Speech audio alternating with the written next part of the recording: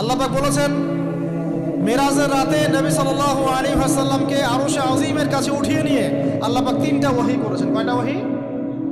একটা ছিল 5 ওয়াক্ত নামাজ, ঠিক আছে। 2 নাম্বার হচ্ছে সূরা বাকারার শেষের 3টা আয়াত। 3 নাম্বার একটা ওয়াদা, একটা প্রতিশ্রুতি। সেটা কি?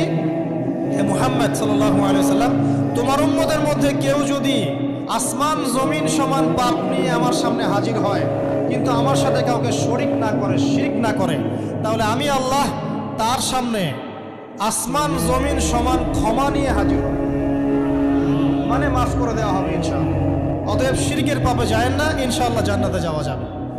যে ব্যক্তি মন থেকে একবার লা ইলাহা ইল্লাল্লাহ পড়েছে, সমস্ত বিষয় আল্লাহর দিকে সুপর্দ করে, তার অন্যান্য অনেক পাপ থাকতে পারে, আল্লাহ পাক চাইলে সব পাপ মাফ করতে পারে। অতএব মান রব্বুক উত্তর